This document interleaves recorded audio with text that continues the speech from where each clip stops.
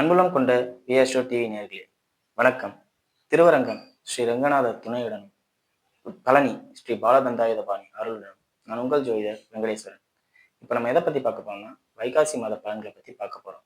பலன்களை பத்தி பார்க்கறதுக்கு முன்னாடி எந்தெந்த கிரகங்கள் எங்கெங்க இருக்கு, எப்பப்ப பயிற்சி ஆகுது அப்படிங்கிறத பார்ப்போம். ரிஷப ராசியில சூரிய பகவானும் புதன் பகவானும், அதே மாதிரி மிதுன ராசியில குரு பகவானும் சுக்கிர பகவானும், வைகாசி 18க்கு பின் குரு கடகத்துல உச்சநிலை அடைகிறார். அதே மாதிரி வைகாசி 25க்கு பின் சுக்கிர பகவான் கடகராசிக்கு வந்துடுறாரு. சிம்மத்தில் கேதுவும், விருச்சக ரிஷப கும்பத்தில் ராகுவும், சனி எப்பவும் போல மீனத்திலையும், மேசத்துல செவ்வாய் பகவான் ஆட்சி நிலையிலையும் இருக்கார்.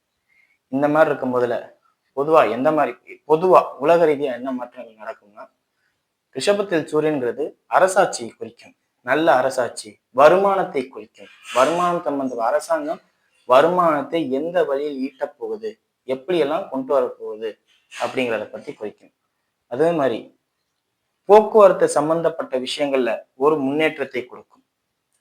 ஏன்னா 4ஆம் இடத்துல குரு உச்சமாக போறார். அப்ப வாகனங்கள் துறையிலையோ போக்குவரத்து சம்பந்தப்பட்ட அமைப்புகளையோ ஏதாவது மாற்றம் நடக்கும். நம்ம கூட தெரியும், நம்ம சிஎம் கூட ஒரு ஸ்கீம் கொடுத்திருக்காரு, அனைத்து மகளிருக்கும் போக்குவரத்து இலவசம். ஸோ அதை கூட இந்த காலகட்டத்துல குரு பயிற்சி ஆனதுக்கு அப்புறம் நிறைவேற்றலாம் அப்படிங்கிறத கூட சொல்லலாம். அதே மாதிரி ரிஷபராசியிலே புதன் இருக்கிறது பேச்சு திறமை உள்ள ராசிக்காரர்களா மாறுவாங்க. அதாவது எப்படின்னா, அரசு சம்பந்தப்பட்ட அனைவருமே பத்திரமா, அதாவது டாக்குமெண்டடா போட்டு வச்சிருப்பாங்க. ஏன்னா சூரியன் புதன் சேர்றாங்களா ரிஷபத்துல, வருமானத்தை டாக்குமெண்ட் பண்ணி காமிப்பாங்க. வருமானத்தை கணக்கு காமிக்கிறது அந்த மாதிரி காமிப்பாங்க. செவ்வாய் ஆட்சி நிலையில இருக்கனால காவல்துறை அதிகாரிகளுக்கு இந்த காலகட்டத்துல அதிகமான சலுகை உண்டு. காவல்துறை அதிகாரிகள் எல்லாத்துலயும் மேம்பட்ட வாழ்க்கைக்கு போவாங்க. உயர் அதிகாரிகள் ப்ரொமோஷன் கிடைக்கிற மாதிரி உள்ள அமைப்பு, நிறைய மாற்றம், போலீஸ்னாவே ஒரு மரியாதை அப்படிங்கிற ஒரு அளவுக்கு கொண்டு வரும். இது நாட்டு ரீதியா நடக்கும் அப்படிங்கிறத சொல்லலாம். சரிங்களா? இப்ப வாங்க 12 ராசிகளுக்கும் எப்படி இருக்கும் அப்படிங்கிறத பார்ப்போம். தனுசு ராசி என்பவர்களே, ராசிக்கு 6ஆம் இடத்தில் சூரிய பகவானின் சஞ்சாரம், அது மட்டும் இல்லாம ராசிக்கு 8ஆம் இடத்துல குரு பகவான், அதாவது ராசி அதிபதியோட சஞ்சாரமும் இருக்கு. இது எப்படின்னா, தந்தைக்கு உங்களால் பாதிப்பு. நீங்க தான் அப்பாவோட தேவையில்லாம வண்டியில் கட்டிக்கிட்டு இருக்கீங்க, சண்டை போட்டுக்கிட்டு இருப்பீங்க அப்படிங்கிறத சொல்லலாம். ஸோ தந்தையிடம் தேவையில்லாத வாக்குவாதம் பண்ணிக்க வேண்டாம் அப்படிங்கிறத சொல்லலாம். சரிங்களா? அதே மாதிரி உயர்கல்வி படிக்கிறவங்க டிஸ்கண்டினியூ பண்ற அமைப்பு, கிராஜுவேட் பண்ணிட்டு இருப்பாங்க, திடீர்னு டிஸ்கண்டினியூ பண்ற அமைப்பை ஏற்படுத்தும். இதெல்லாம் கொஞ்சம் கவனமா பார்த்துக்கிறது நல்லது. அதே மாதிரி சொந்த ஊரை விட்டு வெளியில போய் சம்பாதிக்கிறது, வெளிநாடு போய் சம்பாதிக்கிறது அப்படிங்கிற அமைப்பை இது ஏற்படுத்தி தரும் அப்படிங்கிறதையும் சொல்லலாம். இதுல முக்கியமான விஷயம் என்னன்னா, லாட்ரி அப்படிங்கிற அமைப்பை யோசிச்சு நிறைய பேர் அதுல முதலீடு பண்ணுவீங்க. ஸோ அதை கொஞ்சம் கவனமா இருங்க. ஏன்னா 8ல ராசியாதிபதி, அப்ப குறுக்கு வழியில சம்பாதிக்கணும் அப்படின்னு தான் நிறைய பேருக்கு ஆசை வரும். 8ல ராசியாதிபதி இருந்தாவே இதுதான் யதார்த்தமான அமைப்பு. ஸோ இதுல உங்களோட ஐடியா, நமக்கு ஒரு ரூபாய் பணம் கிடைக்குது அப்படின்னா அந்த பணம் எப்படியா இருந்தாலும் நமக்கு கிடைக்கும். லாட்ரியில தான் கிடைக்கணும் இல்லை, ஏதோ ஒரு ரூபத்துல நமக்கு இனாமா கிடைச்சிடும். அது லாட்ரின்னு சொல்லி அதுக்கு டிக்கெட்டை கொடுத்து காசு வாங்கி அதுல தேவையில்லாம ஏமாந்துட வேண்டாம் அப்படிங்கிறதான் சொல்றேன். இது ஏன்னா 8ல குரு உச்சம். உச்சங்கும் போதுல கண்டிப்பா ஏதோ ஒரு 10 ரூபாயோ 20 ரூபாயோ கொடுத்து 50 ரூபாய் எடுக்கும் அப்படிங்கிறது தான் யதார்த்தமான உண்மை. ஸோ அதுல கொஞ்சம் கவனமா இருக்குது நல்லது அப்படிங்கிறத சொல்லலாம். மற்றபடி எந்த ஒரு பாதிப்புமே இல்லை, எல்லாம் நல்லா இருக்குன்னே சொல்லலாம். திடீர் பயண அலைச்சல்கள், பணத்துக்காக திடீர் பயண அலைச்சல்கள் வரும் அப்படிங்கிறதையும் சொல்லலாம். சரிங்களா? நீங்களும் கொஞ்சம் கவனமா இருக்கணும். ராசிக்கு 6ல சூரியன், உயர் அதிகாரிகளிடம் தேவையில்லாத வாக்குவாதம், சண்டை, பிரச்சனை வச்சுக்கிறது இந்த காலகட்டத்தில் தவிர்க்கணும். அதே மாதிரி உங்களுக்கு யார் நல்லது நினைக்கிறாங்களோ, நல்லதுன்னு யாராவது நினைப்பாங்க, அவங்களே நீங்க இவன் நம்மளை இப்படி பண்ணிட்டானே அப்படின்னு ஃபீல் பண்ற அளவுக்கு, அதாவது ஒண்ணும் இல்லை, இப்போ நீங்க ஸ்டூடெண்டா இருக்கீங்க, டீச்சர் நீங்க ஏதாவது ஒரு அசிங்கப்படுத்திருப்பீங்க, அதனால டீச்சர் உங்க மேல சங்கடப்படுறது, இந்த மாதிரி அமைப்பு. இது ஸ்டூடெண்ட் டீச்சருங்கிறது கிளாஸுக்குள்ள. பொதுவா உங்களை யாரெல்லாம் நல்லா இருக்கணும்னு நினைக்கிறாங்களோ அவங்கள இந்த காலகட்டத்துல சங்கடப்படுத்துற மாதிரி, வேதனைப்படுத்துற மாதிரி நடந்துக்கிறீங்க. அதை கொஞ்சம் பார்த்து நிதானமா இருந்துக்கிறது நல்லது. சரிங்களா? மற்றபடி எந்த ஒரு பாதிப்பும் இல்லை, எல்லாமே நல்லா இருக்கு. வண்டி வாகனத்துல மட்டும் கொஞ்சம் கவனமா போயிட்டு வந்தா சிறப்பு அப்படிங்கிறத சொல்லலாம். இதுக்கு காரணம் சனி 4ஆம் இடத்துல இருக்காரு, 8ஆம் இடத்துல குரு வராரு, உச்ச குருவாயி 4ஆம் இடத்துல இருக்க சனியை பார்க்குறாரு. ஸோ வாகனம் சம்பந்தப்பட்ட அமைப்புகள்ல ரொம்ப எச்சரிக்கையுடனும் கவனமாகவும் இருக்கக்கூடிய ராசிக்காரர்களை தனுசு ராசிக்காரர்களும் ஒன்று அப்படிங்கிறத சொல்லலாம். சரிங்களா? ராசிக்கு 7ஆம் இடத்துல இருக்கிற புதன் பகவானால, சுக்கிர பகவானால எந்த ஒரு பாதிப்புமே இல்லை. எல்லாமே சிறப்பா இருக்கு. உடன் பிறந்த சகோதர சகோதரிகளுக்கு நீங்க ஏதாவது நகை ஆபரணம் சம்பந்தப்பட்ட அமைப்புகளை வாங்கி கொடுப்பீங்க. அட்லீஸ்ட் என்னால நகை ஆபரணம் பண்ண முடியலன்னா ஏதாவது ஒரு காஸ்மெட்டிக் பொருள், அழகு சாதன பொருளை வாங்கி கொடுப்பீங்க அப்படிங்கிறத சொல்லலாம். காரணம் என்ன? சுக்கிரன்கிறது உங்களுக்கு 6, 11க்குரியவருங்கிறனால சகோதரத்துவத்தை பலப்படுத்தும் அப்படிங்கிறத சொல்லலாம். சரிங்களா? அதே மாதிரி ஆடம்பர கார்லயே ஆடம்பரமான விஷயங்களுக்கு பயணம் பண்றதையும், சுற்றுலா தலத்துக்கு போயிட்டு வர்றதையும் இந்த காலகட்டத்துல உங்களுக்கு வாய்ப்பை ஏற்படுத்தி தரும். அதுவும் எப்பன்னா வைகாசி 25 20 தேதிக்கு மேல 20 தேதிக்கு மேல உங்களுக்கு இதுக்கான அமைப்புகள்லாம் கிடைக்கும் அப்படிங்கிறத சொல்லலாம். சரிங்களா? அதே மாதிரி புதன் பகவான் ராசிக்கு 7ஆம் இடத்துல வைகாசி 15க்கு அப்புறம் வராரு. இது கொஞ்சம் காதல் அனுபவங்களை தரும் அப்படிங்கிறதே சொல்லலாம்.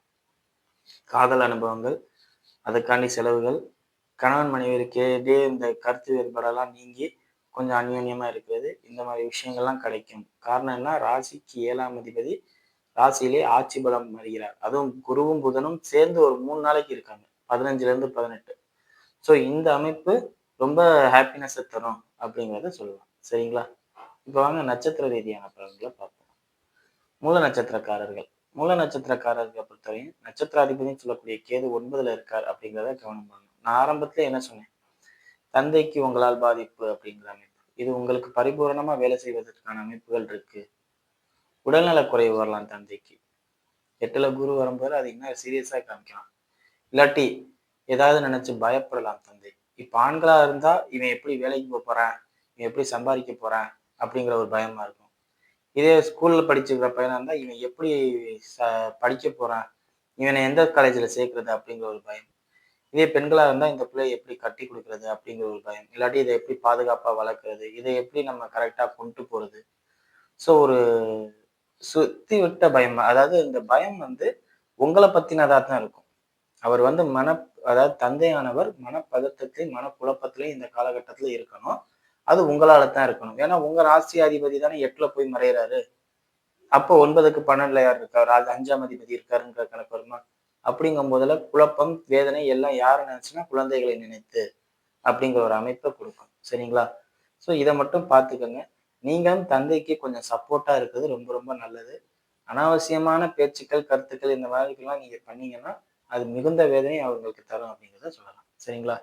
இந்த காலகட்டத்துல எதையுமே தேடி வரும்னு நினைக்க வேண்டாம். நீங்க தேடி போனா மட்டும்தான் கிடைக்கும். காரணம் என்னன்னா உச்ச குருவா இருந்தாலும் 8ல இருக்கார். தேடி போய் தான் எல்லாத்தையும் அடையணும் அப்படிங்கிற ஒரு அமைப்பு இருக்கு.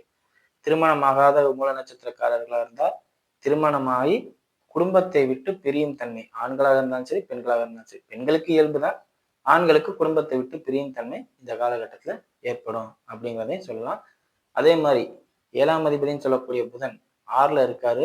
ஸோ வைகாசி 15 வரையும் எதிர்பாலினம் சம்பந்தப்பட்ட விஷயங்கள்ல ரொம்ப ரொம்ப கவனத்துடனும் எச்சரிக்கையுடன் இருக்கணும். சரிங்களா? அடுத்தது பூராட நட்சத்திரக்காரர்கள். பூராட நட்சத்திரக்காரர்களை பொறுத்தவரை நட்சத்திராதிபதி 7ல, ராசியாதிபதியும் நட்சத்திராதிபதியும் 8க்கு போவாங்க. வைகாசி 18ல இவர் போறாரு, வைகாசி 25ல அவர் போறாரு அப்படிங்கிற கதை தான். இந்த வடிவேல் காமெடி கூட ஒண்ணு இருக்கும். Rajini sir comedy. சிவப்பு காய் போகுது, பின்னாடியே கருப்பு காயும் சேர்ந்து போகுதே அப்படிங்கிற ஒரு கான்செப்ட் தான் உங்களுக்கு. அதாவது நீங்க ஏதோ ஒரு பிரச்சனையில மாட்ட போறீங்கங்கிறது உங்களுக்கே தெரியும். இந்நேரத்துக்குலாம் கண்டிப்பா தெரிஞ்சிருக்கும் உங்களுக்கு. இந்த மாதிரி ப்ராப்ளம் நம்ம ஃபேஸ் பண்ண போறோம் அப்படிங்கிறத இந்நேரத்துக்குலாம் உங்களுக்கு தெரிஞ்சிருக்கும். நான் இந்த வீடியோ போடுறதுக்கு முன்னாடியே வேணா ராசிக்கு 6ல சூரியன் வரப்போகுதுன்னா ராசிக்கு 5ல இருந்து தானே வரணும். அப்ப ஆழ்மன எண்ணங்கள்ல அடுத்து என்ன வரப்போகுதுங்கிறது உங்களுக்கும் தெரியும் தானே. நீங்களும் குருமார்கள் தானே. தேவகுரு அசுரகுருவோட நட்சத்திரம். அப்படிங்கும்போது இந்நேரத்துக்குலாம் கண்டுபிடிச்சிருப்பீங்க. அதே மாதிரி நடக்கிற மாதிரி உள்ள சூழ்நிலைகள்லாம் பார்ப்பீங்க. இந்த உடல்நல பாதிப்பா, டிரான்ஸ்ஃபரா, இல்ல வேற எதுவும் பிரச்சனையா, இல்ல எதுவும் வம்பு வழக்குல மாட்டி போலீஸ் ஸ்டேஷனுக்கு போறதா என்னன்னு தெரியாது. ஆனா ஏதோ ஒண்ணு உங்களுக்கு இந்நேரம் கன்ஃபார்மா இருக்கு. இந்த மாதிரி சிக்கல்ல நம்ம போய் மாட்ட போறோம் அப்படிங்கிற மாதிரி குரு 8க்கு போகும்போதுல அதெல்லாம் தெரிய வரும். சுக்கிரனும் சேர்ந்து அந்த 8க்கு போகும்போதுல அது கன்ஃபார்ம் ஆயிரும். எல்லாருக்கும் தெரியற அளவுக்கு நடக்கும். அதாவது வைகாசி 18 உங்களுக்கு தெரிஞ்சிடும். கன்ஃபார்மா இது நடக்க போகுது. கன்ஃபார்மா நடந்துகிட்டு இருக்குங்கிறது தெரியும். வைகாசி 25க்கு அப்புறம் அது எல்லாருக்கும் தெரியற மாதிரி நடக்கும். ஸோ இது என்ன எப்படிங்கிறது அவங்கவுங்க சுய ஜனனகால ஜாதகம்னு ஒண்ணு இருக்கு. வயசு வித்தியாசம் இருக்கு. இப்ப 10 வயசு பையனுக்கு விளையாடும் போதுல ஏதாவது அடிபடலாம். 15 வயசு பையனுக்கு லவ் சம்பந்தப்பட்ட அமைப்புல அடிபட்டு லவ் பிரேக்கப் ஆகலாம். 23 வயசு பையனுக்கு வேலை கிடைக்கிற மாரி இருக்கும். அப்பாயின்ட்மென்ட் ஆர்டர் கையில இருக்கும். வேலைக்கு போனா வேலை கிடைக்காதுங்கிற மாரி இருக்கும். ஸோ அந்தந்த வயசுல அந்தந்த மாரி. இதே 30 வயசு ஆளுன்னா, குழந்தைகளுக்கு ஏதாவது பாதிப்பு ஏற்படுமோ அப்படிங்கிற ஒரு பயத்துல தெரியலாம். இதே 40 வயசுனா, எங்க நம்ம பையன் நம்மள மீறி, நம்ம பொண்ணு நம்மள மீறி போயிருமோ அப்படிங்கிற ஒரு பயம் வரலாம். ஸோ அந்தந்த ஏஜ் கேட்டகரிக்கு தகுந்தாப்புல சிக்கல் வரும். அது உங்களுக்கும் தெரியும். ஒரு கட்டத்துக்கு மேல அதுவும் வெளியில வந்துரும் அப்படிங்கிறத சொல்லலாம். ஸோ கொஞ்சம் மனச தைரியப்படுத்திக்கங்க. எல்லா ஒரு சூழ்நிலைக்கும் எந்த ஒரு சூழ்நிலையா இருந்தாலும் சமாளிக்கிறதுக்கு தைரியப்படுத்திக்கங்க. மேலதிகாரிகள்லாம் தேவையில்லாத வாக்குவாதமும், சண்டையும் வேண்டாம். முதலாளிகளிடமும் சண்டை வேண்டாம் அப்படிங்கிறத சொல்லலாம். சரிங்களா? அடுத்தது உத்திராட நட்சத்திரக்காரர்கள். நட்சத்திராதிபதி சூரியன். அவர் 6ல இருக்கார். ராசியாதிபதி 8ல இருக்கார். வாகனத்துல போறவங்களா இருந்தா ரொம்ப ரொம்ப கவனத்தோட இருக்கணும். அப்பா, அம்மாவால எல்லா சௌக்கியமும் கிடைக்கும். வாகனத்துல போகும்போதுல இங்க கவனமா இருக்கணும். இது எப்படின்னா, அப்பா, அம்மாட்ட வாலண்டியரா வண்டி வாங்கி கேட்டுட்டு, அத மறுநாளே போலீஸ் ஸ்டேஷன்ல கொண்டு போய் வைக்கிற மாரி. அது எப்படி வேணாலும் நடக்கலாம். இப்ப திடீர்னு டிராபிக் போலீஸ் நிப்பாட்டி, வண்டிக்கு இன்னும் நம்பர் பிளேட் கூட போடல அப்படின்னு சொல்லி கொண்டு போய் வைப்பாங்க. இல்ல ஆர்சி புக் இது பண்ணல, லைசென்ஸ் இது பண்ணல அப்படின்னு சொல்லி கூட கொண்டு போய் வைப்பாங்க. ஏதோ ஒரு ரீசன்ல கொண்டு போய் வச்சுருவாங்க. பட் நீங்க அந்த வாகனத்த வாங்கி கொஞ்ச நாள்லயே மாட்றவங்களா இருப்பீங்க. இல்ல வாகனத்திலேயே எந்நேரமும் சுத்திட்டு இருக்கவங்க ஏதோ ஒரு காரணத்தினால போலீஸ் ஸ்டேஷன்ல சரண்டர் பண்ற மாரி உள்ள சூழ்நிலைக்கு மாட்டிருவீங்க. ஸோ வாகனம் ஓட்டுபவர்கள் ரொம்ப ரொம்ப கவனமா இருக்கணும். யாரா இருந்தாலும் இன்னைக்கு எல்லார்ட்டயுமே வாகனம் இருக்கு. 2 வீலரா இருந்தாலும் சரி, 4 வீலரா இருந்தாலும் சரி, 6 வீலரா அதுக்கு மேல உள்ள வீலரா இருந்தாலும் சரி, 8 வீலரா இருந்தாலும் சரி. ஹெவி வெஹிக்கிள்ஸ்லாம் இருக்குல்ல. சாதாரண புல்டோசருங்க. அத ஓட்டுறதுக்கு அவ்வளோ வேகமாலாம் போமாட்டாங்க. அதனால பாதிப்பு வராது. அத வச்சிருந்தாலும் அது மூலியமா ஏதாவது பாதிப்பாகி நீங்க போலீஸ் ஸ்டேஷன் போவீங்க. ஏதாவது ஒண்ணு நடந்துரும். அதனால போலீஸ் ஸ்டேஷன், வண்டி போலீஸ் ஸ்டேஷன்ல இருக்கட்டும் அப்படிம்பாங்க. ஸோ இத மட்டும் கொஞ்சம் கவனமா பார்த்துக்கிறது ரொம்ப ரொம்ப நல்லது. வாகனம் சம்பந்தப்பட்ட அமைப்புகள்ல. தாயாருக்கு ஹெல்த் இஷ்யூஸ் எந்த ஒரு பாதிப்பும் இருக்காது. எல்லாமே நல்லா இருக்கும். அவங்களுக்கு எலும்பு, பல், ரத்தம் இது 3ல ஏதாவது பிரச்சனை இருந்துச்சுன்னா, கொஞ்சம் கவனமா பார்த்துக்கங்க. தாயாருக்கு எலும்போ, பல்லோ, ரத்தமோ இந்த மாரி இருந்துச்சுன்னா, பாதிப்பா இருந்துச்சுன்னா பார்த்துக்கங்க அப்படிங்கிறத சொல்லலாம். சரிங்களா? மத்தபடி எந்த ஒரு பாதிப்புமே இல்ல. இந்த காலகட்டத்தில உங்களுக்கு திருமண அமைப்பு வரும். இந்த திருமண அமைப்பு முறையா பயன்படுத்திக்கிட்டீங்கன்னா, எந்த ஒரு இந்த வாகனத்தில பிரச்சனை, தாயாருக்கு பிரச்சனை அப்படின்னு சொன்ன இது எதுவுமே நடக்காது. எல்லாம் நீட்டா இருக்கும் அப்படிங்கிறத சொல்லலாம். சரிங்களா? மத்தபடி எந்த ஒரு பாதிப்பும் இல்ல. எல்லாம் நல்லா இருக்கு. வீடியோ இப்ப தான் ஃபர்ஸ்ட் டைம் பார்க்குறதா இருந்தா, லைக்ஸ் பண்ணுங்க, ஷேர் பண்ணுங்க, கமெண்ட் பண்ணுங்க. சேனல மறக்காம சப்ஸ்கிரைப் பண்ணுங்க. வேற எதுவும் ஜோதிட ஆலோசனைக்கு கீழ உள்ள நம்பருக்கு கால் பண்ணுங்க. நன்றி.